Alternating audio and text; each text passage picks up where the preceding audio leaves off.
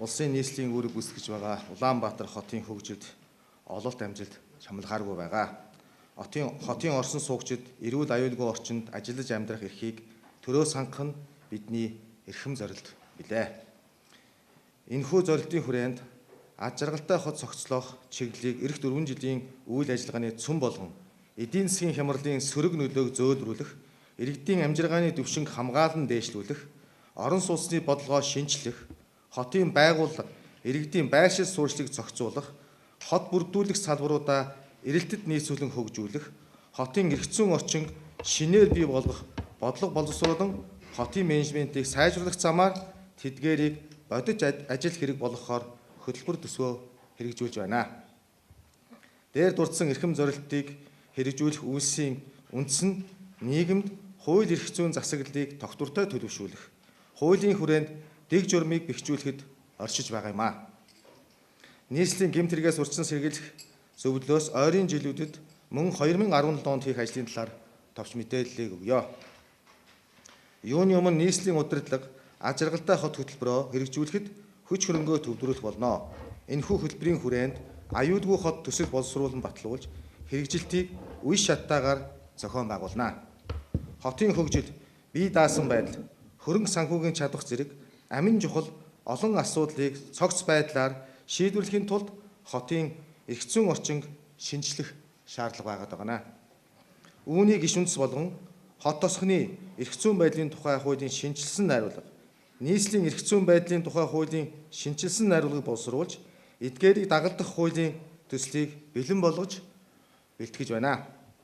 Удахгүй улсын их хурлаар хэлэлцүүлэн батлуулсны дараа иргэдийн аюулгүй байдлыг хангахтай холбогдсон зарим эрх зүйн актыг шинжлэх бодолтой байна. Бидний ажлын өөр нэгэн чухал чиглэл бол цагдаа, хууль сахиулах байгууллагуудынхаа үйл ажиллагаа, нэгдмэл байдлыг хангахын тулд 4-р сард нийслэлийн прокурортой хамтран гэмт хэрэгээс урьдчилан сэргийлэх ажил, хуулийн байгууллагуудын хамтын ажиллагаа сэдвүүд томоохон зөвлөгөөнийг зохион байгуулна. Нийслэл хотын телекамерын хяналтын өнөөгийн техник, технологийн байдлыг эрс шинчилж, найдвартай байдлыг хангах, шинээр гудамж, талбай, объектуудыг телекамерын хяналтанд оруулж, хотоо телекамерын бүрэн хяналтанд авах ажлын хөрөнгийн асуудлыг шийдвэрлэж, ухаалаг цагдаа төслийн 2-р үе шатанд хэрэгжих гэмт хэргийн хяналтын цогц систем бүхий нэгдсэн төв байгуулах ажлыг үе шаттай эхлүүллээ. Аюулгүй орчин бүрдүүлэхэд оршин суугчдын оролцоог нэмэгдүүлэхийн тулд хэв журмын урамшуулалт эргүүл ажилуулахаар шийдвэрлсэн зарим төрлийн гэмт хэргийн гаралт 46 нэгжээр буурсан нь чамлахааргүй амжилт юм а. Гэмт хэрэгээс урьдчилан сэргийлэх ажлыг оновчтой зохион байгуулах үүднээс гэр хорооллын 5900 гаруй гудамж, орон сууцны 3675 байр, нийт 9600 орчим цэгийг урамшуулалт эргүүлийн хяналтанд авахар бэлтгээд байна.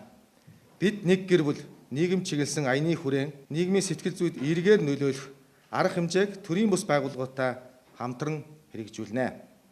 Сүүлийн үед анхаарал ихээр татаад байгаа мансууруулах эм сэтгцэд нөлөөт бодис сэргийлэхээс хүүхэд залуусыг урьдчилан сэргийлэхийн тулд санамж сурчлагын материал, шторкуудыг бэлтгэн хэвлүүлж телевизийн нэвтрүүлгүүдээр олон нийтэд хүргэнэ.